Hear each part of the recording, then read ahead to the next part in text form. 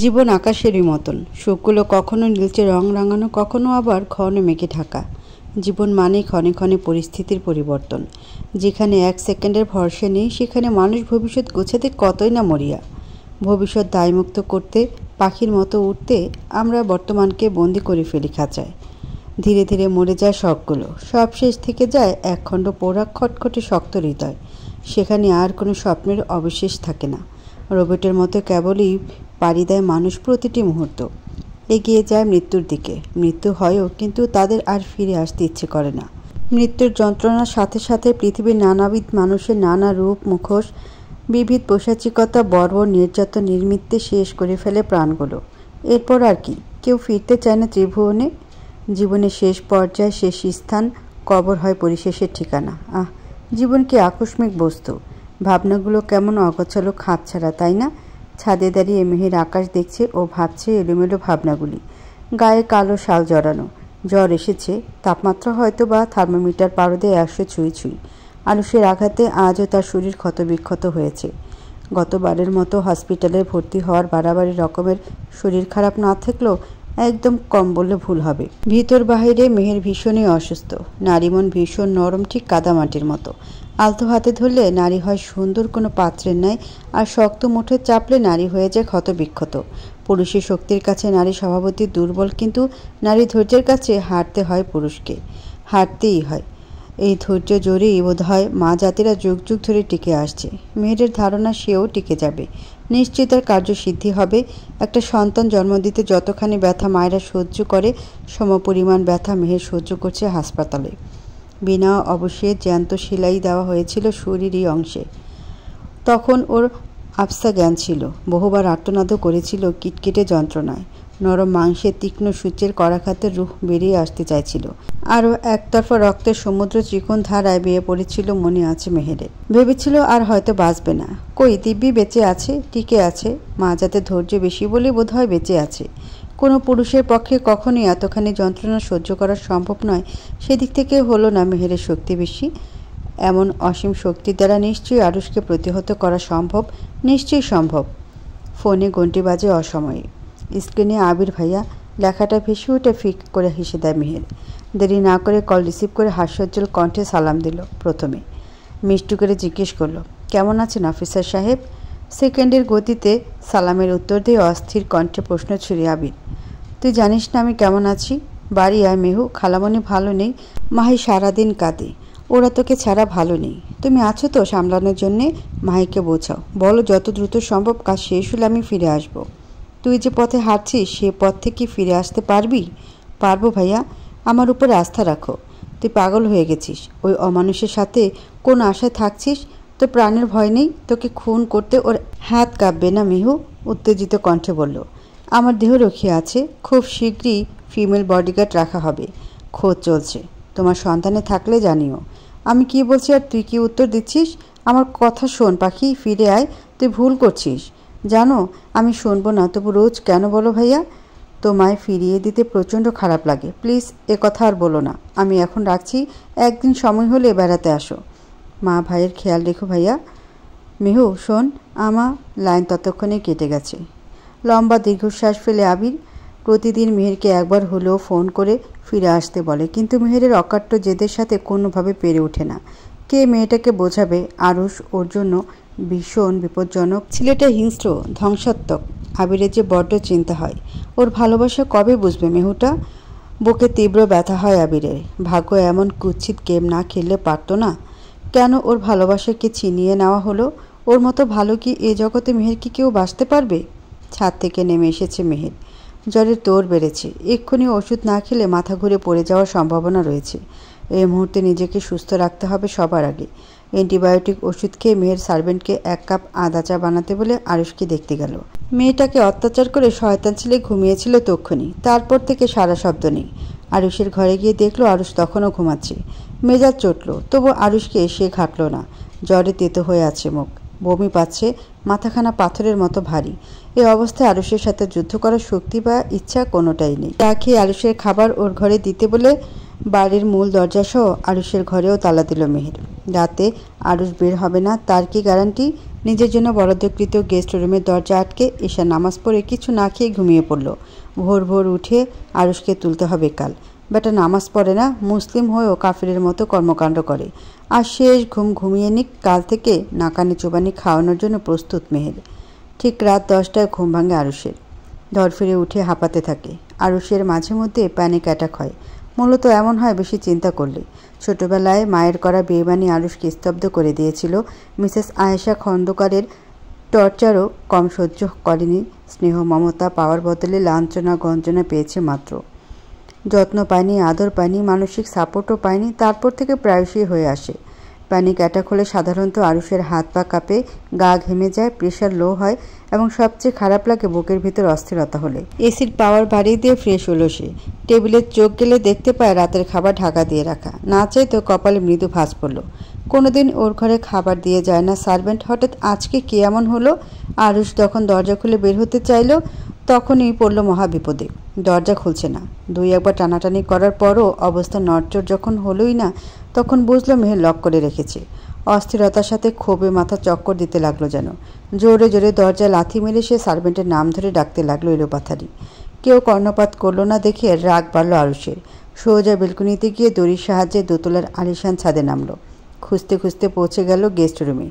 রুমের দরজা লক দেখে করাঘাত করলো বহুবার। তীব্র শব্দ তুলল, দরজা যেন ভেঙে ফেলবে তা। ধুমধাম শব্দে নিদ্রাভঙ্গ হলো মেহেরের। ঘুম ছুটিয়ে শুনতে পেল আরুষ শোরগোল করছে বাইরে। একটু বাদে বাদে চিৎকার করছে, এই মেয়ে দরজা খোল, খোল বলছি। সদ্য ঘুম ভাঙায় কেমন কেমন লাগছে মেহেরের। জ্বরের ভাব কেটে গেল, শারীরিক দুর্বলতা রয়ে গেছে। পর্যাপ্ত ঘুমলে সেরে যেত। আরুষ কি তা হতে দিল? রাগ বা বিরক্ত প্রকাশ পেল না মেহেরের। ওসব অনুভূতি এখন আর মাথায় খেলছে না। অতএব 7-5 না ভেবে মেহের দরজা খুলে দিল। আরুষের উদ্দেশ্যে ভ্রুকুচকে প্রশ্ন ছুড়ল, কি সমস্যা? এখানে আপনার কি কাজ? তুই আমার লক করে এসেছিস কোন সাহসে? লক করলে আপনি আমার সামনে আসলেন কেমন করে? বুজরুকি না করে ঘুমান যান, ফজরে উঠে নামাজ পড়বেন। আরুষ তেতে উঠল। শপট করে মেয়েরকে দেয়ালে চেপে ধরে বাজ খাই সুরে বলল, আমাকে তো চাকর পেয়েছিস, যখন যা বলবি করতে হবে। ঘুমের ছিটেফোঁটা উবে যেতে বাধ্য হলো আরুষের কর্মী। একটু বিরক্ত হলো এবারে মেয়েটা। ছোট ছোট চোখে চেয়ে আরুষের রাগ পারদে মাপার চেষ্টা করলো। অতঃপর আন্দাজে কথা সাজালো, মিষ্ট কণ্ঠে জানালো, করতে হবে, কেননা আপনি আমার হুকুমের তার স্বামী। বিয়ে করেছেন, বউয়ের কথা শুনতেই হবে, না শুনলে শোনাতে বাধ্য হব। দয়া করে আমাকে কঠিন হতে বাধ্য করবেন না স্বামী। কি করবি তুই? তোর দম আমার জানা আছে। না, জানা নেই। আমায় ছেড়ে দিলে আমার দম আপনাকে দেখাতে পারি। If you a brave man, ভাব নিয়ে বলল। তাৎক্ষণিক মেহেরকে ছেড়ে দিয়ে সরে দাঁড়ায় আরুষ। চোখ মুখে বিরক্ত ফুটিয়ে বলল, ছাড়লাম, এবার দেখা। মেয়ের মুচকি হাসা মাত্র ঘরে প্রবেশ করলো। সাইড টেবিলের উপরে ফেলে রাখা ওয়াকি টকির মতো একখানা যন্ত্রে চাপ দিতে বাড়ির ভেতরে অ্যালার্ম বাজলো। কি হচ্ছে আরুষ সেই সব বুঝতে পারল না। বাড়ির ভেতরে আজ অবধি অ্যালার্ম সেট করতে দেখেনি সে বাবাকে। হঠাৎ সিকিউরিটি সিস্টেম বাড়িয়ে দেওয়ার কারণ কি? 2 মিনিটের মাথায় প্রধান দেহরক্ষী মঞ্জুর তড়িঘড়ি করে উপস্থিত হয়। শঙ্কিত কণ্ঠে প্রশ্ন করে, ম্যাম, কেউ কি অ্যাটাক করেছে? বাইরে কড়া সিকিউরিটি, কিন্তু কেউ ভেতরে আসবে কিভাবে? রিল্যাক্স আঙ্কেল, কেউ আসেনি। আপনার ছোট স্যারকে ঘরে আটকে রাখুন, মাত্রাতিরিক্ত জ্বালাচ্ছে। তো সাহস তো কম না মেয়ে, আমাকে আটকে রাখবি? আমায় কিনে নিয়েছিস? হ্যাঁ নিয়েছি আঙ্কেল, চোখের ইশারা করে বলল। গার্ড মঞ্জুর জোর করে ঘরে টেনে নিয়ে গেল আরুষকে। শক্ত সামর্থ্য লোকের সাথে পেরে ওঠা দুষ্কর বলে জোর জবরদস্তির পরও মুক্ত করতে পারে না নিজেকে। খেয়ে শিয়ালের মতন ক্যাচ ক্যাচ করে বিভিন্ন গালি আরশি। শুনেও না শোনার ভান করে মেহের শুয়ে পড়ে। ফজরের নামাজ কাজা করা যাবে না। ভোর 4টা। ফোনের অ্যালার্ম বাজার আগে ঘুম ভাঙে মেহেরের। রোজকার অভ্যাস। এই সময়টায় কিছুতেই ঘুমিয়ে থাকতে পারে না সে। সৃষ্টিকর্তার প্রতি আমাদের অনেক দায়। তিনি আমাদের বানিয়েছেন শুধুই তার ইবাদতের জন্য। পৃথিবীটা তো 2 দিনের বাসস্থল মাত্র, আসল ঠিকানা যে অন্য কোথাও। শাড়ি বদলে সুন্দর একখানা সালোয়ার কামিজ পরে আরুষের ঘরের উদ্দেশ্যে পা বাড়ায় মেহের। কেন যেন মনে হচ্ছে আরুষকে ঘুম থেকে তুলতে তৃতীয় বিশ্বযুদ্ধ করতে হবে। শাড়িটারি খুলে ফেললে কঠিন বিপদ। বেয়াদ্দপ ছেলের কোনো গ্যারান্টি আছে? তালা খুলে ঘরে প্রবেশ করে। ঘরের লণ্ডভণ্ড অবস্থা দেখে বিরক্ত হলো সে। রোজ রোজ ছেলেটা যদি এইভাবে ভাঙচুর করতে থাকে, সারা বাড়িতে একটা ফার্নিচার আস্ত থাকবে বলে মনে হয় না। আরুষকে বহুবার ডাকলো মেহের, কিছুতেই ব্যাটা উঠছে না। না আর কত ডাকবে সে? মনে হয় না এভাবে আরুষের ঘুম ভাঙানো যাবে। উপায়ান্তর না পেয়ে মনে মনে মেহের কুবুদ্ধি রচনা করলো। বাথরুম থেকে 1 মগ ঠান্ডা পানি এনে ঢেলে দিল আরুষের গায়ে। এবার যাবে কই? লাফ মেরে উঠে বসলো আরুষ। সদ্য ঘুম ভাঙায় হ্যাং ধরে থাকা মাথাটা পরিস্থিতি পরখ করতে ব্যর্থ হলো। ড্যাব ড্যাব করে চেয়ে মেহেরকে দেখতে লাগলো। মেহের তখন আরুষের সামনে ক্লোজ আপ হাসি দিয়ে দাঁড়িয়ে আছে। কাটলো এক প্রহর। জট লাগা অস্থি মজ্জার এক একটা জট খুলে ফকফকা। আরুষ এতক্ষণে পরিস্থিতি ঠিকভাবে উপলব্ধি করতে পারল। মেহের তার গায়ে পানি ফেলেছে দেখে বিষম তেতে গেল। আকস্মিক চেপে ধরল মেহেরের বাহু। চোখ গরম করে কঠিন সরে বলল, তুই আবার আমার গায়ে পানি ঢাললি? ভালো কথা কানে না গেলে পানি খেতে হয়। শুক্রিয়া করুন নর্দমার পানি গায়ে ঢালিনি। বেশি বাড়াবাড়ি করলে তাই করতে বাধ্য হব। You cheap. কথা শেষ করার আগে মেয়ের লাথি বসা ছেলেটার পায়ে সতর্কবাণী দিয়ে বলে, থেমে যান। আমাকে চটালে আপনার কি অবস্থা করব ভাবতেও পারছেন না। আপনি এখন পুরোপুরি নিঃস্ব। বিশ্বাস করুন, আপনাকে মেরে পুঁতে দিলে কেউ বাঁচাতে আসবে না। আমি তোকে পুঁতে দিলে কুত্তা ও লাশুকে খুঁজে পাবে না, তা কি জানিস? জানি। ফাঁকা কলসি বাজে বেশি, তাচ্ছিল্যে সুরে বলল। ফাঁকা কলসি মানে? দেখেছেন ঠিকভাবে লেখাপড়া না করে রাজনীতি আর গুন্ডামি করায় কোন লেভেলের মুখ্য রয়ে গেছেন। ছে, ব্যঙ্গাত্মক সুরে বলল। তুই কিন্তু বেশি কথা বলিস। মঞ্জুর নেই বেলকনি থেকে ফেলে দিলে কেউ বাঁচাতে আসবে না। অ্যাজ ইউজুয়াল গুন্ডার কাজ শুধু হুমকি দেওয়া। থামুন তো মশাই। মশা মাছি এসে আমায় বলবে, মেহের আমি তোমাকে মেরে ফেলবো? আমি বুঝি বিশ্বাস করে নেব? আল্লাহর কাছে অনেক বছর চেয়ে পৃথিবীতে এসেছি গুন্ডা সাহেব। আপনাকে শায়েস্তা করতেই আমার সৃষ্টি। এখনই মরে গেলে খেলা কি জমবে? বোক্কা ছেলে। যান, অজু করে আসো, নামাজ পড়বেন। তোর কথা মতো নাকি? সর সামনে থেকে। বিরক্ত করবি না। আমি বিরক্ত হলে আপনার কপালে দুঃখ আছে। ভালো ভালো যা বলছি করুন। কি করবি করে দেখা। মেয়ের মুচকি হাসে। ডাইনিং টেবিল থেকে ফল কাটার ছুরি নিয়ে আসে। ছুরি দেখে ভয় পাওয়ার মতো ছেলে আরুষ না। ভয় পাওয়া দূরের কথা, বরং হো হো করে হেসে ফেলল আরুষ। ছুরি দেখিয়ে নামাজ পড়তে ফোর্স করবি? হা হা হা, বোকা মেয়ে। আমার একবার বলা আর 100 বার বলা মা সমান। নিশ্চুপ মেহের কোনো উত্তর না দিয়ে আরুষের হাতে ছুরি চালায় আকস্মিকভাবে। লাল লাল রক্ত চিকন ধারায় বেরিয়ে যায় শরীর থেকে। আরুষ চমকে ওঠে মেহেরের কাজে। হতবিহল চোখে চেয়ে দেখে মেহেরের মুখের গাম্ভীর্য। নিঃশ্বাসে প্রতিশোধের আগুন পরখ করতে পারে। ভাববেন না আপনি আমার দুর্বলতা। পৃথিবীতে সবচেয়ে বেশি ঘেন্না আমি আপনাকে করি, সে কথা ভুলেও ভুলবেন না। আমার শরীরের দাগগুলো এখনও শুকায়নি। এক এক ফোঁটা চোখের পানির দাম এখনও দেওয়া বাকি। আপনাকে খুন করতে বিবেক বাধা দিলেও আমার ঘেন্না কোনো বাধা মানবে না। ধর্ষককে কুটি কুটি করে কেটে ফেললেও তার জন্য সে শাস্তি হয় নগণ্য। আপনাকে তিলে তিলে মরতে হবে ততদিন যতদিন না আপনি পুরোপুরি নিঃশেষ না হয়ে যান। খেলা সবে শুরু মাত্র। জীবনের শেষ খেলায় মেহের আপনাকে মাত দেবে মিস্টার অমানুষ। হিংস্র চাহনিতে তাকিয়ে মেহেরের প্রত্যেকটা কথা অজানা কারণে বুকে এসে ঘায়েল করল আরুষের। মেয়েটার মণিকোঠায় কতই না ক্ষোভ, হিংস্রতা। শান্ত রমণীরা হিংস্র হলে কতখানি প্রলয় ঘটাতে পারে আরুষ তা জানে। হয়তো জানে বলেও মনে তারও সুপ্ত ভয় জেগেছে। তুচ্ছ রমণীকে ভয় পেতে বাধ্য হচ্ছে সে অজানা কারণে। নারী এহেন রহস্যময়ী কেন? সুন্দর হাসির পেছনে কেন বে কুৎসিত ইতিহাস ঢাকা পড়ে যায়? কেন মায়াবতী হয়েও নারী বিধ্বংসী? এমনটা না হলে কি খুব ক্ষতি হতো?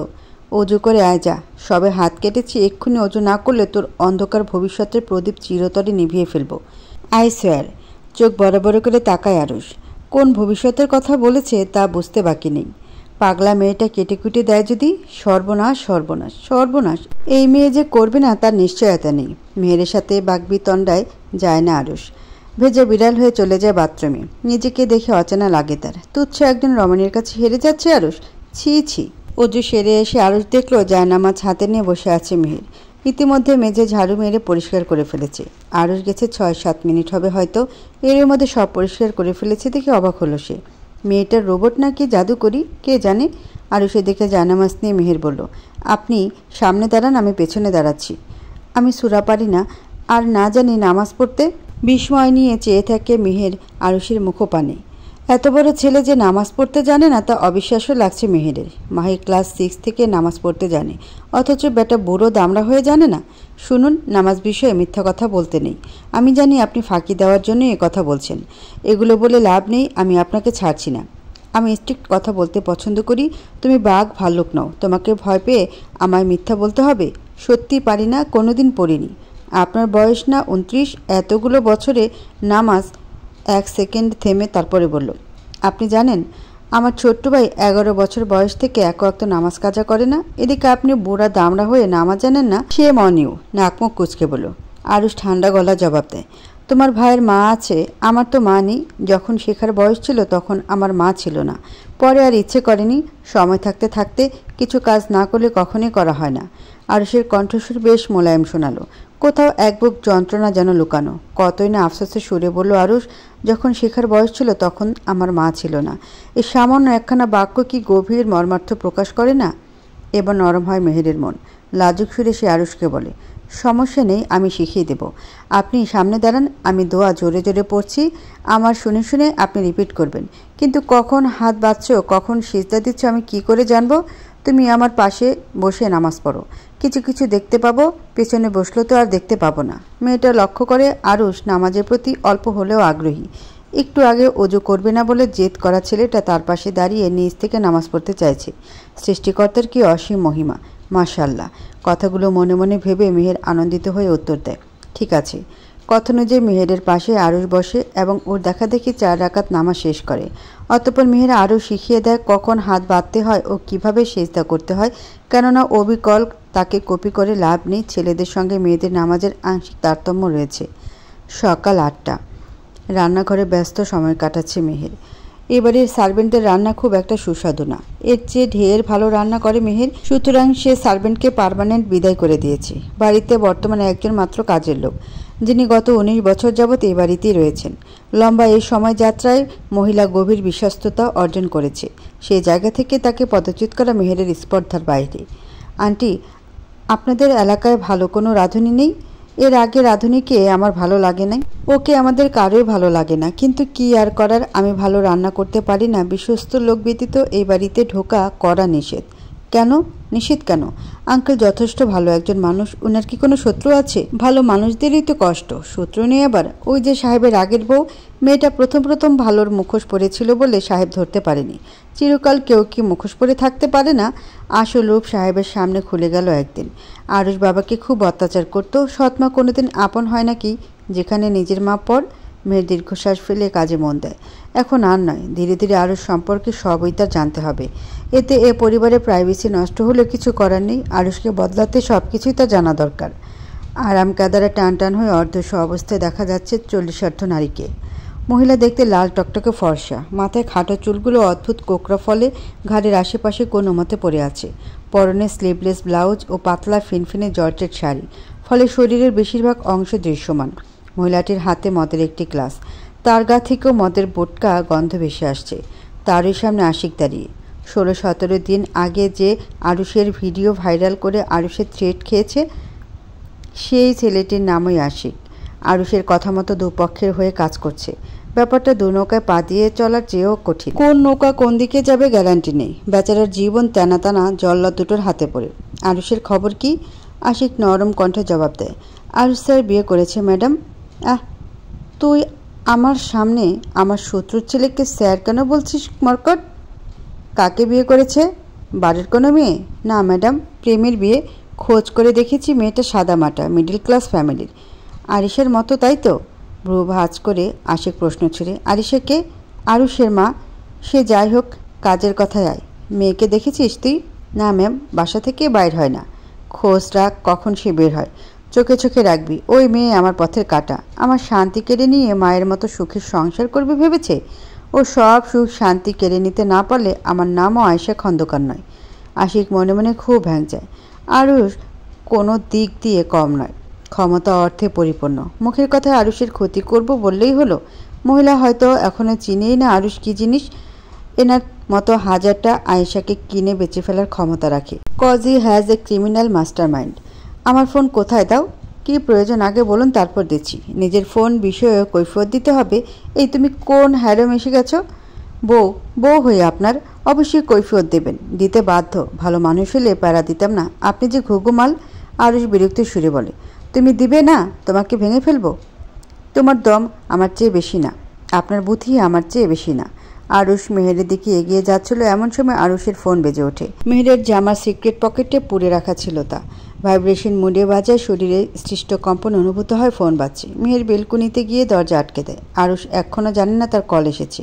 ভাই, আপনার কথা মতো শাকিলের হাত পা ভাঙ্গা ফেলছি। এখন কি করমু? মাইরা দেবো না এমনি ফালায় রাখবো?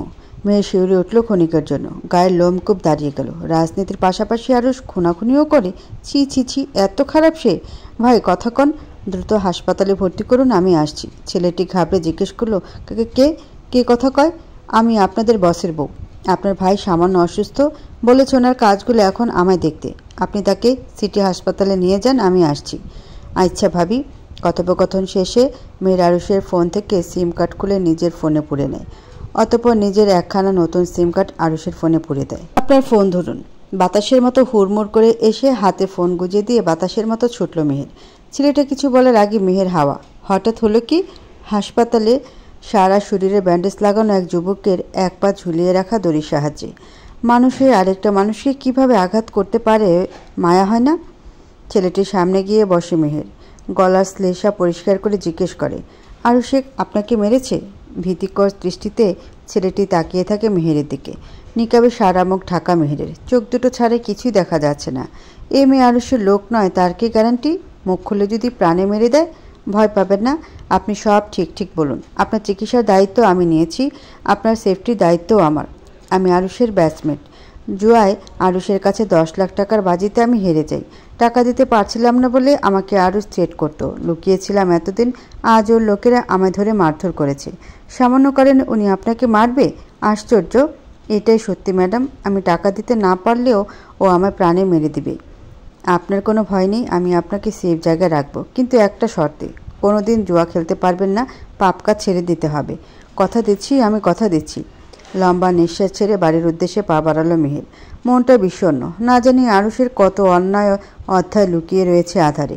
সেসব জানার পর কি আরুষের চেহারা দেখতে ইচ্ছে করবে অবচেতন মনের? এমনিতেই তেতো হয়ে রয়েছে হৃদয়। কারো জন্য বিস্তর ঘৃণা জমিয়ে তাকে ভালো করা কি কঠিন চ্যালেঞ্জ নয়? কিভাবে পারবে শাসন করার আগে নিজে ভেঙে পড়লে? মেয়েদের ধৈর্য শক্তি বেশি তা বলে অসীম তো নয়। সৃষ্টিকর্তা সহায় হোক। বৃদ্ধ রুহুল শেখ যে বড় আশা নিয়ে বসে আছেন, অভাগা বাবার মুখ যে স্রষ্টা তাকে শক্তি দিক, আরও ধৈর্য দিক। থমথমে মুখে আকাশপানে চেয়ে মনে মনে আওড়ায় মেহের, আমিন। ভর দুপুর, রোদের সোনালি আছে মুখরিত চারিপাশ। কাঁচের জানালা ফুঁড়ে ভিত করে প্রবেশ করছে সূর্যালো। গোসল ছেড়ে এসে শাড়ি পরতে ব্যস্ত মেহের। বাথরুমে শাড়ি পরতে গেলে অনেকটা ভিজে যায় বিধায় ঘরে তৈরি হচ্ছে। এমন সময় ঠাস করে দরজা খুলে ঘরে প্রবেশ করে আরুষ। ব্যঙ্গাত্মক ভঙ্গিমায় বলে, আমাকে এলিওর সম্মোহন করতে শাড়ি খুলে বসে আছো? হ্যাঁ, অ্যাজ এক্সপেক্টেড, চমকে উঠল মেহের। দরজা যে লক করা ছিল, লোকটা ঢুকলো কি করে? নিজেকে তড়িঘড়ি করে ঢাকতে ঢাকতে চোখে মুখে ঝাঁজ নিয়ে তাকালো সে। মুখ খুলে কিছু বলতে যাবে তার আগে বেদ বাক্য ছুড়ে আরুষ, ঢং করো না, ওসব দেখা আছে। মাথা চক্কর দিয়ে উঠল মেয়েটার। লজ্জায় থমথমে হয়ে এলো মুখ। দৃষ্টি নামিয়ে নিজেকে জড়িয়ে রাখতে মনোযোগ দিল আবারও। কাঁপা কাঁপা সুরে বলল, রুম থেকে বের হন। রুম আমার, বাড়ি আমার, তুমি আমাকে বের করার কে? এই যে আমি বসলাম, উঠছি না, কে আমাকে বের করে তাই দেখব? গারুলের মতো করে বলল। গায়ে পড়ে কথা বলছেন কেন? অদ্ভুত, 2 মিনিট বাইরে গেলে আপনার জাত চলে যাবে? ঢং বাদ দিয়ে আমার সামনে শাড়ি পরতে তোমার জাত চলে যাবে? শোনো, তোমার ফালতু ওসবে আমার কোনো ইন্টারেস্ট নেই। তো বের হন। গারুলের মতো বসে আছেন কেন?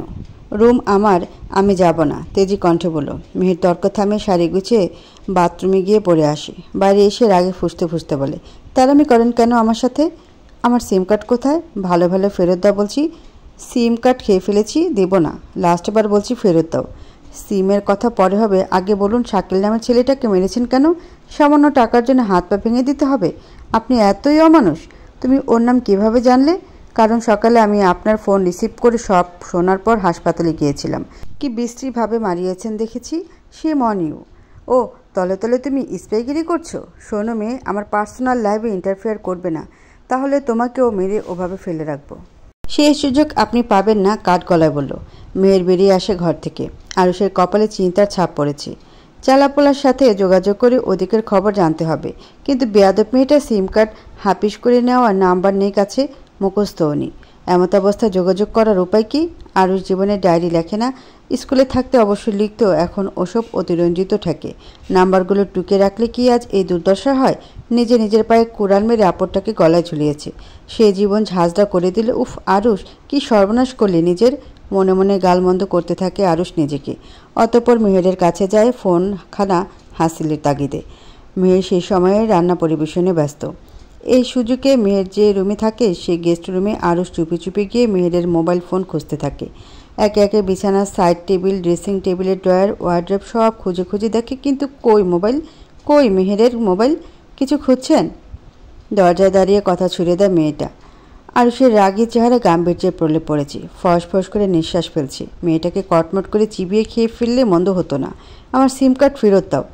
মেয়ের মুচকে এসে ড্রেসিং টেবিলের ড্রয়ার থেকে সিম কার্ড বের করে আরুষকে দিয়ে দেয়। এরপর স্বাভাবিক সুরে আদেশ করে, খাবেন চলুন। তুমি রান্নায় বিষ মিশাওনি, তার কি গ্যারান্টি? আমি খাবো না। এত তাড়াতাড়ি আপনাকে মরলে চলবে না মিস্টার অমানুষ। ভয় নেই, বিষ মিশাইনি, চলুন। বললাম তো খাবো না। ভাব দেখিয়ে আরুষ বেরিয়ে চলে যেতে নিলে মেহের বাধা হয়ে দাঁড়ালো সামনে। চোখে চোখ রেখে গম্ভীর গলায় বলল, আপনি বাধ্য আমায় শুনতে। যা বলবো করলে সব পাবেন, নয়তো মঞ্জুর আঙ্কেলকে বলবো ঘরে তালা দিতে। খেয়ে নামাজ পড়তে হবে, ঢং করবেন না, চলুন। জবাবের অপেক্ষা না করে মেয়েটা আরুষের হাত টেনে নিয়ে যায় ডাইনিংয়ে। টেবিলে সাজানো বহু পদী রান্না দেখে আশ্চর্য হয় আরুষ। এতটুকু সময় কত কত পদ রান্না করেছে মেয়েটা, 10 ভুজা নাকি? প্লেটে খাবার পরিবেশন করে আরুষকে খেতে বলে মেহের, কিন্তু ছেলে তেরা বইকি ঠোঁটে ঠোঁট চেপে বসে আছে। মুখ খুলবে না, খাবেও না। বসে না থেকে জলদি শেষ করুন। আরুষ না শোনার ভান করে চোখ মুখ গম্ভীর করে প্লেট ছুঁড়ে মারল অনেকখানি দূরে। ভাত তরকারি সবই মেঝের দিক বেদিক ছিটিয়ে পড়ল। রাগে শরীর জ্বলে উঠছে মেহেরের। দানা খাবারের সাথে রাগ করতে নেই, কেননা আজ হোক বা কাল এই দানা মুখে তুলে বেঁচে থাকতে হবে। সে দানার অপমান মারাত্মক স্পর্ধা দেখিয়ে ফেলল তো ইতরটা। পায়ে পড়া স্লিপারের তলদেশে দ্বারা ইচ্ছে করেই আরুষের পায়ের আঙুলের উপর চাপা দেয় মেহের। আরুষ আর্তনাদ করে চেঁচিয়ে উঠে সঙ্গে সঙ্গে। সেই সুযোগে এক লোকমা ভাতের সাথে সামান্য তরকারি মেখে জোর করে সে ঠুসে দেয় আরুষের মুখে। ঘটনাস্থলে ছেলেটা হতবিহল। খাওয়ানোর জন্য পায়ে এত জোরে ব্যথা দেবে? আর একটু হলে ভেঙে যেত আঙ্গুল। কি ডান পেটে মেয়েরে বাবা, কথায় কথায় মারতে আসে। কোনো মতে মুখের খাবার শেষ করে আরুষ খিটমিট করে দাঁতে দাঁত চাপে বিরক্তির সুরে বলে, তুমি একটা ডাইনি, শয়তান, চুন্নি বিল্লি, বেয়াদব মেয়ে, আমার উপর জোর করো কেন? মেহের দাঁত বের করে হাসে, শয়তানি ভঙ্গিমায় উত্তর দেয়, স্বামী সেবা করছি, চটপট খেয়ে নিন, না হলে ডাইনি নয় রাক্ষসী রূপও দেখবেন। খাবো না আমি, জেদি সুরে বলে। মেয়ের আবার তেতে ওঠে। রান্নাঘর থেকে মরিচ গুঁড়া নিয়ে আসে তক্ষুনি। মেজাজ গরম অবস্থায় 1 চা চামচ মরিচ গুঁড়া পড়ে দেয় আরুষের মুখে। কাশ্মীরি ঝাল টকটকে লাল, পুড়ে যায় জিভ, নাকে ঝরে জল, কান দিয়ে উড়ে ধোয়া পেট জ্বলে ঝাড়কার। আরুষের অবস্থা এমন, কাশতে কাশতে বেচারার বেহাল দশা। নাক দিয়ে সর্দি পড়ছে, চোখে জল এসেছে। মরিচের গুঁড়া থুথু করে ফেলছে, কিন্তু সামান্য মরিচ গলদেশে প্রবেশ করেছে কিনা গ্লাসের পর গ্লাস পানি খেয়ে ঝাল কমছে না। তাই এক পর্যায়ে ঝালের অত্যাচার ভুলে আরুষ লাল লাল চোখে মেহেরের দিকে তাকিয়ে থাকে চরম ক্ষোভে। আরুষের কৃষকালো গায়ের চামড়া ঝালে আরও 1 শেড কৃষকালো হয়ে উঠেছে। ঝালের দাপটে জ্বলে যাওয়া জিভ কেমন অবশ প্রায়। তাই কথা বলতে চাইছে না আরুষ, কেবল তাকিয়ে তাকিয়ে মনের রব ছাড়ছে। মেয়ের শক্ত কণ্ঠে প্রশ্ন করলো, খাবেন নাকি? বাকিটা চোখে ঢালবো, আমি কিন্তু সব পারি। এরপর আর মেহেরের সাথে লাগতে যাওয়ার সাহস থাকে না আরুষের। কথায় আছে না, হাতি কাদায় পড়লে চামচিকাও লাথি মারে। আপাতত খেয়ে নিক, বেয়াদব মেয়েকে দেখে নিবে, এবং তা আজই। খাবারগুলো তৃপ্ত ভরে গেল আরুষ। মেহেরের রান্নার হাত দুর্দান্ত, রেস্তোরাঁর খাবারের মতো, কিন্তু কোথায় যেন ঘরোয়া ঘরোয়া স্বাদ, অর্থাৎ পারফেক্ট কম্বিনেশন। এমন সুস্বাদু রান্না বহু বছর খায় না। খাওয়া দাওয়া শেষে হেয়ার স্ট্রেটনারের গরম ছাকা দেওয়ার হুমকি দেখিয়ে কোনো মতে নামাজ পড়তে বাধ্য করলো মেহের আরুষকে। নামাজ শেষে তৃপ্তি ভরে হেসে উঠে যাওয়ার সময় দেখলো আরুষ তখন ওর জায়নামাজে মোনাজাত করছে। মেয়ের ভ্রু ভাজালো। সে নিজে খুব ধীরে সুস্থে মোনাজাতে আবদার করে যেন কোনোটা বাদ না পড়ে। বলে বলে নামাজ পড়াতে হয়, সেই বেটা কি চাইছে এখনও? কি ব্যাপার, এত সময় নিয়ে মোনাজাতে কি চাইছিলেন? তোমার থেকে মুক্তি। যদিও জানি আমার মতো মানুষের দোয়া কখনোই অ্যাপ্রুভ হবে না, তবুও চাইলাম। আপনার ধারণা ভুল। আল্লাহ কখন কাকে কিভাবে মাফ করবেন এটা একান্ত উনি ভালো জানেন। সারা জীবন ইবাদত করলে কোনো মানুষ জান্নাতের গ্যারান্টি পায় না, আবার একজন পাপী মানুষ তার কোনো একটা ভালো কাজের উছিলে জান্নাত পেয়ে যায়। সব ওনার ইচ্ছা। বড় কথা বিশ্বাস রাখতে হবে আল্লাহ আপনাকে ক্ষমা করেছেন, আপনার আবদার রাখছেন। এই বিশ্বাস নিয়ে চাইলে কোনো দিন উনি ফিরাবে না। ওনার দয়ার পরিমাণ আমাদের কল্পনার বাহিরে। মাকেও খুব চেয়েছিলাম, তোমার আল্লাহ দিল না তো। তখন কি আমি খুব পাপী ছিলাম? ছোটরা নাকি নিষ্পাপ হয়, আমার আকুলতা কেন স্রষ্টা দেখেও দেখল না? বলতে বলতে মুখের রং পাল্টে যায় আরুষের। বিষণ্ণতা যেন চেপে ধরেছে ওকে। খারাপ লাগে মেহেরের, মায়া হয় ছেলেটার জন্য। আজ আকাশের মা থাকলে কি এতটাই বিগড়ে যেতে পারত সে? হয়তো না। জন্মদাত্রী কিভাবে পারে স্বামী সন্তান ফেলে পরপুরুষের হাত ধরতে? তার কি বিবেকবোধ ছিল না?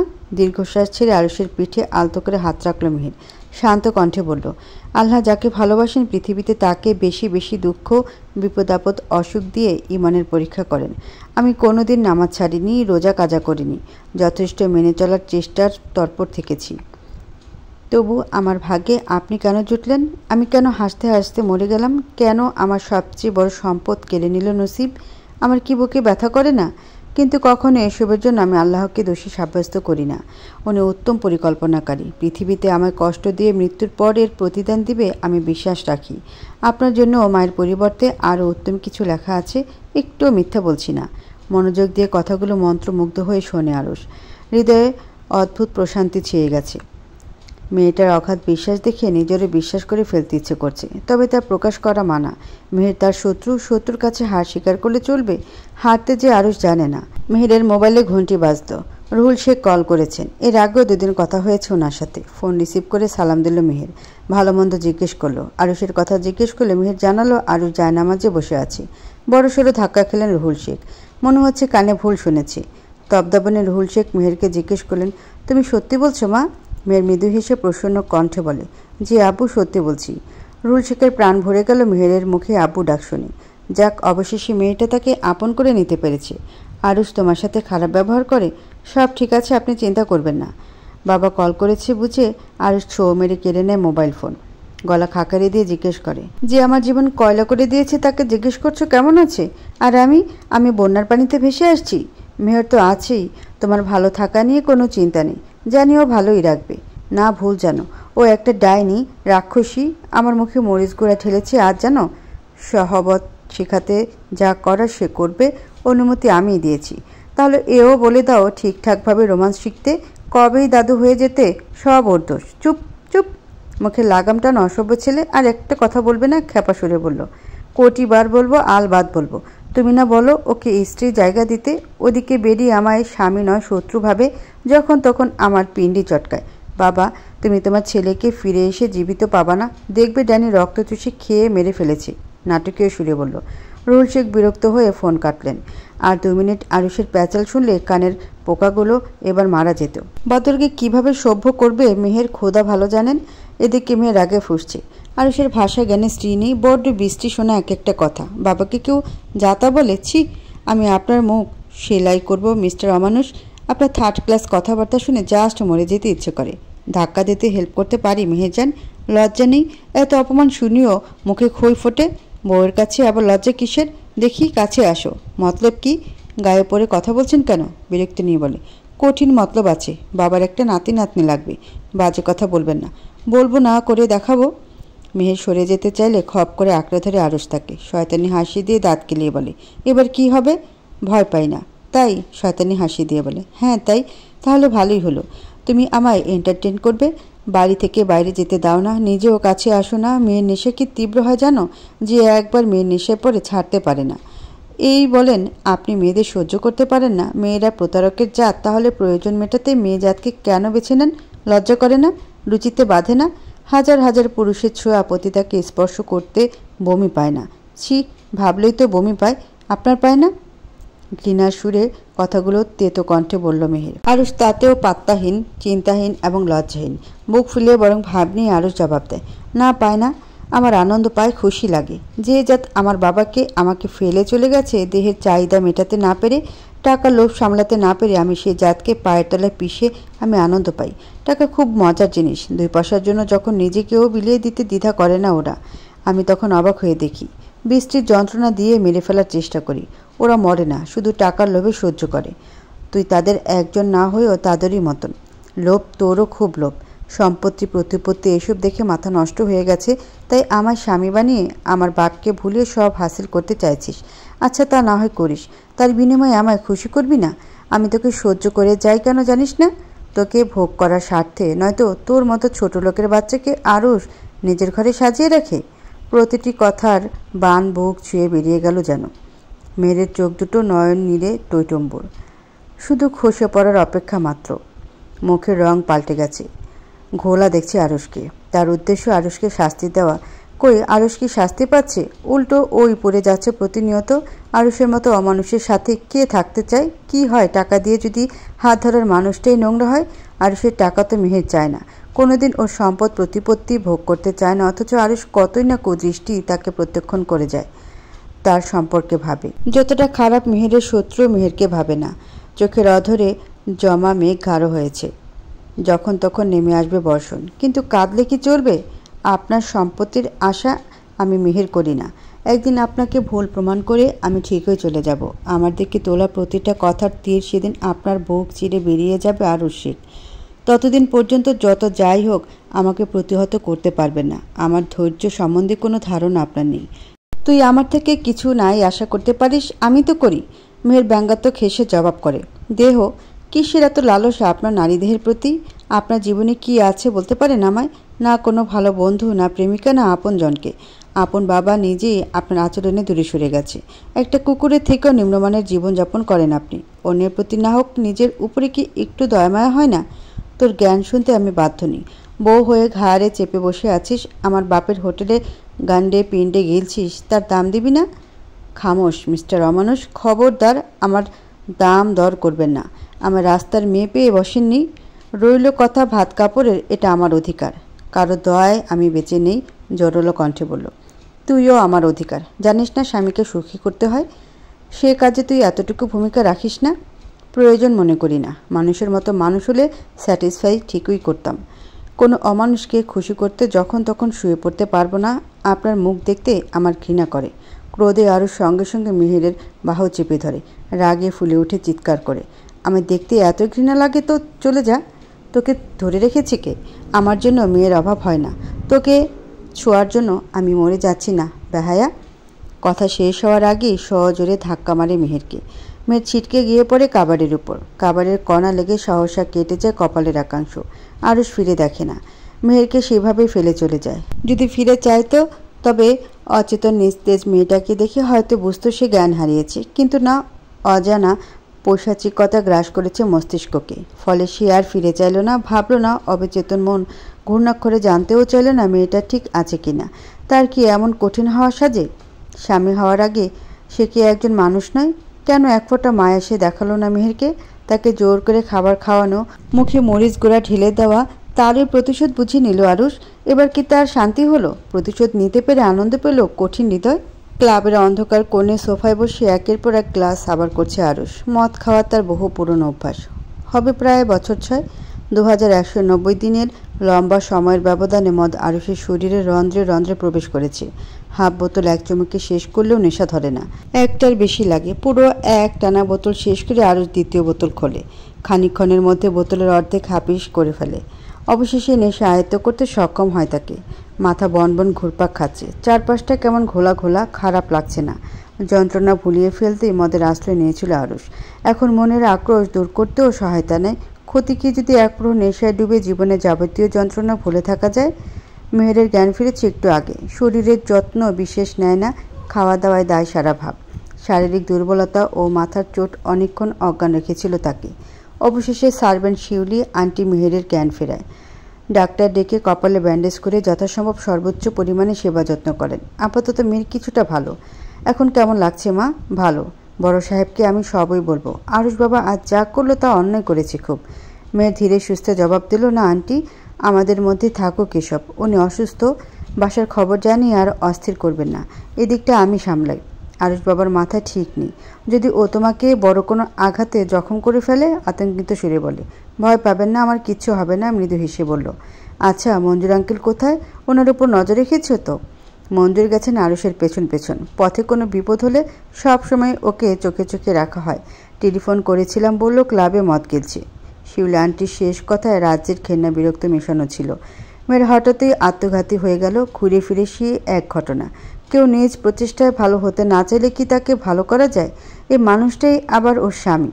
নারীর মধ্যে নাকি জাদুর ক্ষমতা থাকে? নারী কারো জীবন সাজাতে গোছাতে পারে, বিপরীতে ধ্বংসের কারণও হতে পারে। মেয়ে যে দুটোর একটাও পারে না, কেন পারে না? মনে জমা নিল বিষ দিয়ে পারে না তো আরুষকে চিরতরে শেষ করে ফেলতে। বাবারূপী লোকটার কথা রাখতে তাকে ভালোর পথেও আনতে পারে না। প্রতিটি দিন সে হেরে হেরে যায়। উফ, আর পারে না, আর না। মধ্যরাত নেশায় ভূত অবস্থায় বাড়ি ফিরিয়ে আনা হয় আরুষকে। শরীর থেকে বিশ্রী গন্ধ ছাড়ছে। সুস্থ স্বাভাবিক মানুষ হলে এতক্ষণে নিশ্চিত অজ্ঞান হতো। বডিগার্ড মঞ্জুর এদিক থেকে শক্ত সামর্থ্য লোক, উনি অজ্ঞান হচ্ছেন না। মদের গন্ধ নেহাত সুগন্ধি না হলেও সহ্য করার ক্ষমতা তার হয়েছে। আরুষকে উনি চোখে চোখে রাখেন। এরপরও আরুষ ধুরন্ধর চোখের ধুলো দিয়ে কোথায় যেন ধুম করে হাওয়া হয়ে যায় মাঝে মধ্যে। আজও আরুষের গোপন ঘাটির সম্বন্ধে খোঁজ পাননি তিনি। কী করা হয় সেখানে কে জানে। কোথায় রাখবো ছোট স্যারকে? টেলিফোন করে শিউলিকে জিজ্ঞেস করে মঞ্জুর। নিজ ঘরে রেখে আসা নির্দেশ দেন শিউলি। তদনুসারে তাই করা হলো। নিয়ন্ত্রণহীন আরুষকে শুয়ে দেওয়া হলো বিছানায়। মেহের তখনও সজাগ, মেঝেতে জায়নামাজ বিছিয়ে কোরআন তেলাওয়াত করছে। পরনে সারা শরীর ঢাকা সাদা আলখাল্লার ন্যায় বিশাল সালাত হিজাব। বডিগার্ড মঞ্জুর অবাক হয়ে তাকিয়ে মেহেরের গুনগুন ধ্বনিতে করা তিলাওয়াত শোনার চেষ্টা করে। কি অপূর্ব কণ্ঠ! সারা ঘর অদ্ভুত নূরে ছেয়ে আছে যেন। আন্দোলিত হচ্ছে সুমিষ্ট সুর। মেহেরকেও দেখতে সাফেদ পরীর মতো দেখাচ্ছে। মঞ্জুর স্থির হয়ে কিছুক্ষণ মন্ত্রমুগ্ধের মতো শোনে, দেখে অতঃপর চলে যায়। মালিকের স্ত্রীকে এত সময় ব্যাপী লক্ষ্য করা তার জন্য চরম আস্পর্ধার। কেউ তো জানবে না মেহেরকে তিনি তার মেয়েতুল্য দৃষ্টিতে দেখেন। মেহেরের পবিত্রতায় আশ্চর্য হয়েই দেখেন। তিলাওয়াত শেষে প্রথমে দরজা আটকালো মেহের। আরুষের গায়ে খানিক সুগন্ধি গোলাপ জল ছেটালো। ঘরেও রুম স্প্রে ছেড়ে বাজে গন্ধ তাড়িয়ে আরুষের কাছে গেল সে। পা থেকে জুতো জোড়া খুলে দিয়ে ঘুম থেকে তুলতে ডাকতে লাগলো। ইতিমধ্যে গভীর ঘুমে তলিয়ে গেছে আরুষ। কোনো সারা শব্দ নেই। ফসফস করে নিঃশ্বাস ফেলে গায়ের সম্পূর্ণ জোর খাটিয়ে আরুষকে টেনে তোলার চেষ্টা করছে মেহের। আরুষের দানবের ন্যায় শরীর টেনে তোলার সামর্থ্য মেয়েটা নেই। অতএব চেষ্টা করা বৃথা। মেয়ের বিছানার ধার ঘেঁষে বসে কি যেন ভাবে কিছুক্ষণ। অতঃপর আরুষের উপর খানিকটা বুকে তীরের মতো তীক্ষ্ণ নাকে সুরসুরি দিয়ে তন্দ্রাভঙ্গের প্রয়াস করলো। কিন্তু এতে যে মেয়ের নিজে বেকায়দা পড়বে তা সে জানত না। আরুষ নড়েচড়ে উঠে মেহেরকে জড়িয়ে ধরে আবার ঘুমে তলিয়ে গেল। এমন করে জড়িয়ে ধরায় মেয়েটা প্রায় হকচকিয়ে উঠল। জোর জবরদস্তি করলো খুব। না, সরানো যাচ্ছে না বেটাকে।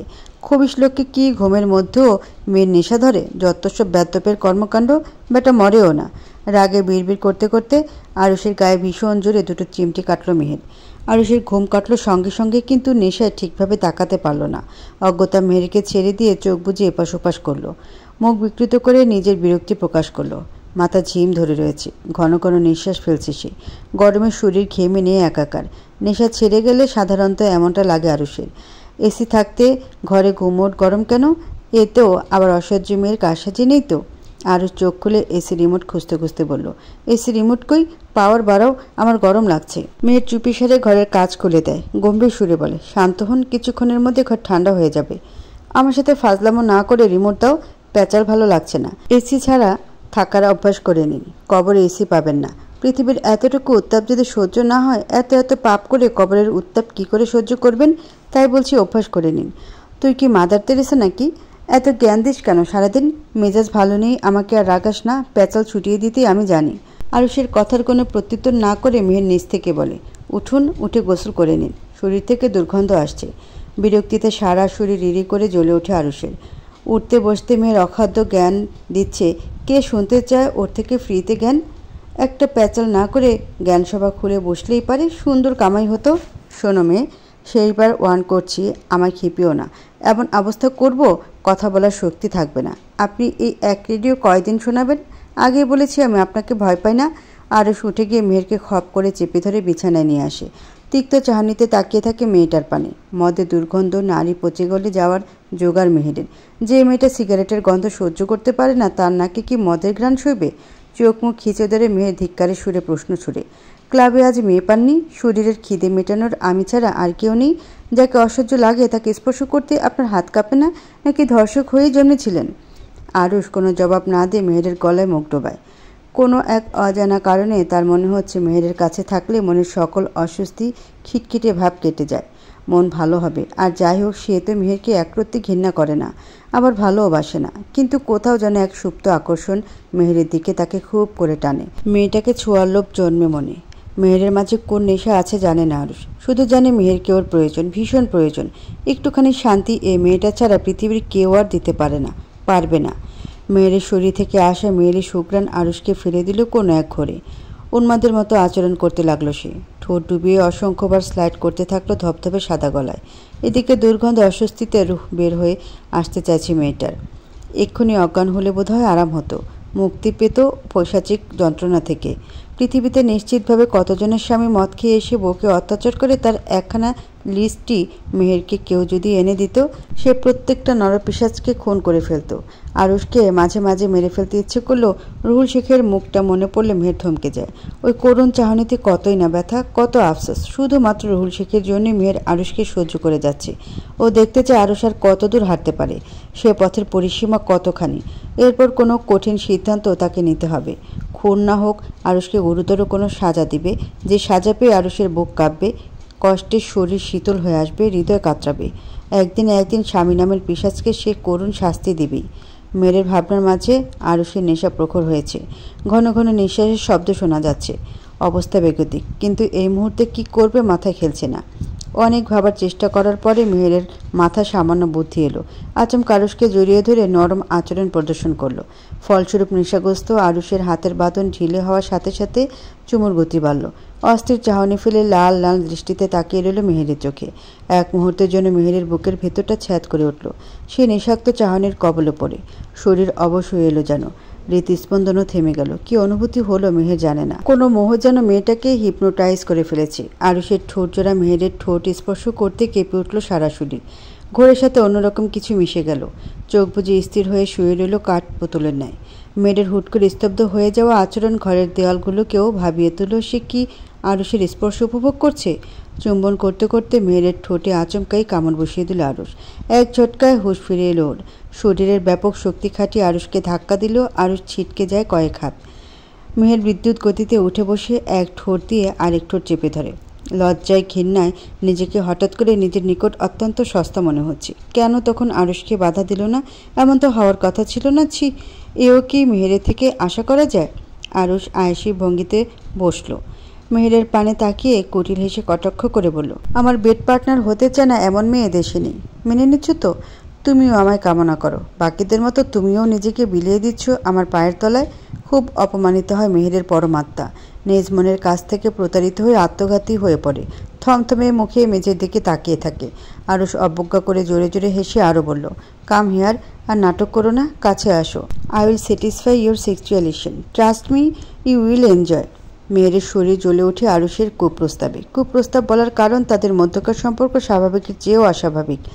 সাপে নইলে সম্পর্ক। এই সম্পর্কের মধ্যে অন্য কিছু টানা হলে তা অবশ্যই কুপ্রস্তাব। রাগে লাল হয়ে যায় মেহেরের হলদেটে নাক। সাপের মতো ফোঁস করে নিঃশ্বাস টেনে মেহের সোজাসুজি আরুষের কলার টেনে ধরল। শক্ত গলায় বলল, গোসল করে ফেলুন। আমাকে নিয়ে একটা বাজে কথা বলবেন না, খবরদার। জিভ টেনে ছিঁড়ে ফেলবো। রাগ আমার কম নেই, চিৎকার করে বলল। ঘরের আবদ্ধ গণ্ডিতে যে কোনো শব্দেই দ্বিগুণ হয়ে শোনায়। সুতরাং অন্যথা না হয়ে মেহেরের চিৎকার বিকট রূপ ধারণ করে গর্জে উঠল গোটা ঘরময়। এতেই মেয়ের থামল না, দাঁড়ালো আরুষের কাছাকাছি, চোখে চোখ রেখে হিংস্র বাঘিনীর মতো বলল, আমার চরিত্র নিয়ে কথা বললে আপনার মুখ আস্ত থাকবে না আরুষ শেখ? আর রইল কথা সেক্সুয়ালিশন, যে চেহারাকে আমি ঘেন্না করি তার স্পর্শে আমার কাছে বিষ সমান। আপনি ভাবলেন কিভাবে আপনার কাছে যাওয়ার জন্য আমি মরে যাচ্ছি? সারাক্ষণ অপমান করি, গায়ে লাগে না? ডিভোর্স দিয়েছি, তবু এক ঘরে আমার সাথে বাসর মানাচ্ছ, আর এখন আসছো নিজেকে ডিসেন্ট মাদার তেরেসা দাবি করতে। এতটুকু ঘটে এত তো নাটক কিভাবে সাজাও? আমার অ্যাবসেন্সে রিহার্সেল করো টরো নাকি? ফর ইউর কাইন্ড ইনফরমেশন, বিয়ের আসরে সই করিয়ে নিলে ডিভোর্স হয়ে যায় না। ইসলামী শরীয়ত অনুযায়ী 3 মাস 13 দিন আলাদা থেকে মুখোমুখি অবস্থায় তালাক করতে হয়। আইনে গেলেও ঘটনা এক। 6 মাস আলাদা থাকার পরে ডিভোর্সের রায় বের হয়। মুখে শুধু হুমকি দিলেই হয়ে যাবে না, আপনার গর্বেট মস্তিষ্ক শেষও বুঝবে না। Meherjan, you are looking too much attractive now. What could I do? Nisha কাতর সুরে বলল। মেয়ের পিঞ্চ করে বলা কথাগুলি তো আক্কাই করল না ছেলেটা। উল্টো মুখ থেকে এমন একখানা বেফাস কথা বের করে বসলো, তাতে মেয়ের পুরোই তাজ্য বনে গেছে। এটা মানুষ না পাজামা? কান দিয়ে গরম ধোয়া বেরোচ্ছে মেহেরের। সোজা হয়ে বসে থাকা দায়। রাগে মাথা ঘুরছে। এলোপাতাড়ি খুশি মেরে উড়িয়ে দিতে ইচ্ছে করছে আরুষ নামক জঞ্জালটাকে।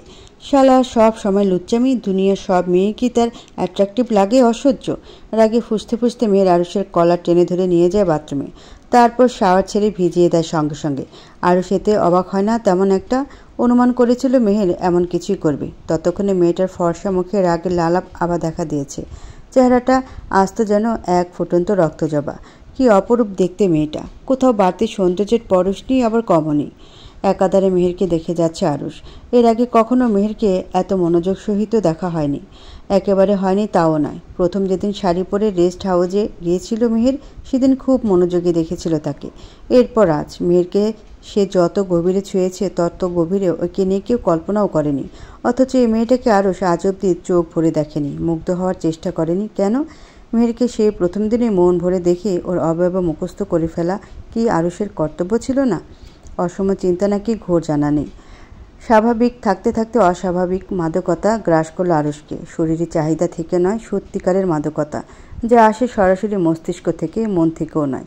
আরুষ মনে করে গায়ের রঙের চেয়ে হাজার গুণ পোড়া দগদগে কালো ওর মনটা। যে মন জীবিত নেই সেই মনে অনুভূতি আসার রাস্তা কই? আরুষকে চালনা করে নিরেট মস্তিষ্ক।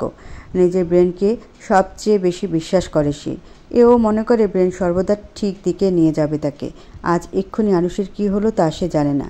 এই যে এমন থমকে গেল সে নারীতে, যাকে সে তুচ্ছ তাচ্ছিল্য করে প্রতিদিন, এমনকি কয়েক ঘন্টা আগেও।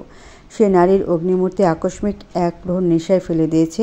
তার ঠাওর কি আরুষের সজাগ মস্তিষ্ক করতে পারছে, নাকি সেসবের খোঁজ রাখতে দিচ্ছে না নিজ খেয়াল? কে জানে এর উত্তর কি? রক্তজবার মুখ পানে চাইতে চাইতে দৃষ্টি স্পর্শ করল মেহেরের জ্বলন্ত চোখ। এক সমুদ্রে আগ্নেয়গিরির ঢেউ খেলা করছে ওই নয়নে। কি ভীষণ ঘৃণাধরা চাহনি মেহেরের! বুকটা কেমন ছ্যাদ করে উঠল আরুষে, সেই সাথে চিনচিনে ব্যথা। দমটাও বুঝিয়ে আটকে গেল। শরীর হিম দিল মেহেরের ঘৃণার চাহনি। এই চোখ যারা আরুষের পরিচিত, রোজ একবার করে ঘৃণা চাহনির শিকার হয় সে, হয়ে আসছে। যেদিন প্রথম মেহেরের সাথে সংঘর্ষ হলো ভার্সিটিতে, হুবহু ওই ঝলসে দেওয়ার দৃষ্টিতে তাকিয়েছিল মেহের। কেন এভাবে তাকায় মেয়েটা? কবিরাজে বলে নারী মমতাময়ী, মায়াবতী। একজন নারী হয়ে মেহেরের দৃষ্টিতে আগুন কেন থাকবে? মেয়েটা কি জানে ওই আগুন চাহনি দেখে আরুষের বুকে ব্যথা করে, চাপা ভয়ে কলিজাটা কামড়ে ধরে? আরও ভাবতে পারল না আরুষ, ভাবলও না আর। মাঝরাতে ট্রাঙ্কের পানি বরফ শীতল। শীতল পানির এক একটা ফোঁটা যেন আকাশ থেকে ঝরা শিলা বৃষ্টির ন্যায় আছড়ে পড়ছে গায়ে। শরীর এখন আগের চেয়েও হিম শীতল, প্রকম্পনশীল। আরুষ কাঠপুতুলের ন্যায় এগিয়ে গেল মেহেরের দিকে। কাছে গিয়ে দাঁড়ালো মাত্র। শীত শীত করলেও উষ্ণ মেহেরকে স্পর্শ করার সাহস করল না। যদি পরিয়ে তৈরি ভস্ম করে দেয় তাকে। বিভ্রান্তির বিষয় এই যে মেহেরের দৃষ্টি থেকে এখনও অবধি চোখ ফেরাতে পারেনি আরুষ। কেন পারেনি তার ব্যাখ্যা অজানা, কিন্তু এও জানা যাচ্ছে না আরুষ চোখ ফেরাতে পারছে না নাকি চাইছে না। আর একটু গা ঘেঁষে দাঁড়িয়ে গেল সে মেহেরের। তাতেও মেহেরের এক ফোঁটা হেলদোল দেখা গেল না। সে শুধু তাকিয়ে রয়েছে। ভালোবেসে মানুষ বোধহয় চোখে চোখ রেখে এতটা সময় কাটিয়ে দিতে পারে না যতটা প্রহর ঘৃণা করে কাটিয়ে দিচ্ছে মেয়েটা। একটা আশ্চর্য বৈকি অগ্নিমূর্তি মেহেরের চাহনির কোনো পরিবর্তন হয়নি। পলক ফেলেনি সে। হয়তো পলক ফেললে দৃষ্টির আগুন নিভে যাবার ভয় আছে। মেহেরের চোখ বেয়ে খালিও অশ্রু গড়াচ্ছে, যদিও তা সামান্য সই। কিন্তু আরুষের মনে হচ্ছে এর জলজন্ত আগুনেরই ভেজা ছাই। তোমার আগুন চোখে তাকিয়ে প্রথম দেখেছিলাম নির্জনের সর্বনাশ। তুমি কাছে আসায় আমি পেয়েছিলাম আমার ধ্বংসের পূর্বাভাস। মেহেরের মুখোমুখি অবিশ্রান্তভাবে দাঁড়িয়ে ঘন ঘন নিঃশ্বাস ফেলতে ফেলতে আরও স্বীকারোক্তি দেয়। মেহেরের মাঝে কোনোরূপ প্রতিক্রিয়া দেখা যায় না। আরও অস্থির কণ্ঠে প্রশ্ন করে, আমায় ধ্বংস করতে কি বারবার কাছে আসো মেহেরজান? একসাথে এত ঘেন্না আমি কোনোদিন দেখিনি। একগাল তাচ্ছিলের হাসি দিল মেহের। এক পলক তাকিয়ে থেকে প্রত্যুত্তর করল, ঘেন্নাবাদে কোনো নেতিবাচক অনুভূতি পাওয়ার যোগ্যতা কি আপনার আছে? আপনার সম্মান আছে, ইজ্জত আছে, চরিত্র আছে, প্রিয়জন আছে? কি আছে আপনার যা দরুন আপনাকে ঘৃণা না করে ভালোবাসা যায়? আরুষের হঠাৎ কী হলো কে জানে। মেয়ের শক্ত কথাটি শুনে তার চোখে জল এলো। এই প্রথম আরুষের চোখে পানি দেখে থমকে গেল মেহের নিজেও। আমরা যা ভাবি তার খুব বেশি ব্যতিক্রম ঘটনা ঘটে গেলে মস্তিষ্ক চট করে মানতে পারে না, হতভম্ব হয়ে ভরকে যায়। কিছু ভাবতে যেমন পারে না, ফলাফলস্বরূপ যাবতীয় কার্যাদিও বন্ধ করে দেয়। এমনই কয়েক গ্রাম ভোটা মস্তিষ্কের ওজন বয়ে ভেবাচাকা খেয়ে দাঁড়িয়ে থাকলো মেয়েটা। না, একটু ভাবতে হবে, স্থির হতে হবে। মাথাটা ফাঁকা ফাঁকা লাগছে। কয়েক সেকেন্ড গড়ালো এইভাবেই। আরুষ ঠোঁট ফুলিয়ে কাঁদছে। ঝাঁকড়া চুলের মধ্য দিয়ে বেয়ে বেয়ে পড়ছে পানি। তাতে কিন্তু চোখের পানি আড়াল হওয়ার জোগাড় নেই। আরুষের গাল যে নয়ন নীরে ভিজে উঠেছে সে দৃশ্য স্বচ্ছ ও স্পষ্ট। মেহেরের কেন যেন আরুষের আচরণ সুবিধা ঠেকছে না। এগিয়ে গিয়ে আরুষের গাল স্পর্শ করতেই আঁতকে উঠল। আগুন গরম তাপে পড়ে যাচ্ছে আরুষের শরীর। কিন্তু আরুষের জ্বর এলো কখন? একটু আগে কি সে সুস্থ স্বাভাবিক ছিল না? এই জন্য কি আরুষ এতক্ষণ ভুলভাল বলছিল? আরুষের পরনের শার্ট পুরোটাই ভিজে চুপসে গেছে। ভিজে যেহেতু গেছে সেহেতু গোসল সম্পূর্ণ করা শ্রেয়। তাই গায়ের শার্ট খুলে দিয়ে গোসল করিয়ে দিল মেহের। ঠান্ডায় তখন ঠকঠক করে কাঁপছে আরুষ। মুখ চোখ কালো থেকে কালোতর হয়েছে। দ্রুত আরুষকে গোসল করে বিছানায় এনে বসানো হলো। কনকনে ঠান্ডায় কমফোর্ট টেনে ধরেছে ছেলেটা। শরীরের পাশাপাশি কালো ঠোঁটজোড়াও মৃদু মন্দ কাঁপছে। মেহের দেরি না করে আরুষের চুলগুলো মুছে দিল পরম যত্নে। অতঃপর ওষুধ খাইয়ে শুয়ে দিয়ে বিছানায় শিউরে বসল। ঘড়ির কাঁটা রাত 2টোর গণ্ডি ছুঁয়েছে। ঘুম ঘুম পাচ্ছে মেয়েটার, কিন্তু আরুষকে এই অবস্থায় একা ফেলে ঘুমানোও মানুষের মতো কাজ হবে না। ক্লান্তি নিয়ে বিছানায় বসে রইল মেহের। কত প্রহর কাটলো কে জানে। আরুষ গরম শরীর নিয়ে উঠে এলো মেহেরের কাছে। হাত বাড়িয়ে আঁকড়ে ধরল মেহেরকে। মেহের হতভম্বের মতো দেখে গেল কেবল। প্রতিক্রিয়া করতে ভুলতে বসল। মেহেরকে বাহু শিকলে জড়িয়ে রেখে আরুষ শুয়ে পড়ল আবারও। শরীরে ভীষণ উত্তাপ। মেহেরের গায়ে সে তাপ ঠেকছে, মোলায়েম চামড়া পুড়ে যাচ্ছে। গরমে অস্থির লাগছে। জ্বরের বিদঘুটে গন্ধে অসহ্য ঠেকছে সব কিছু।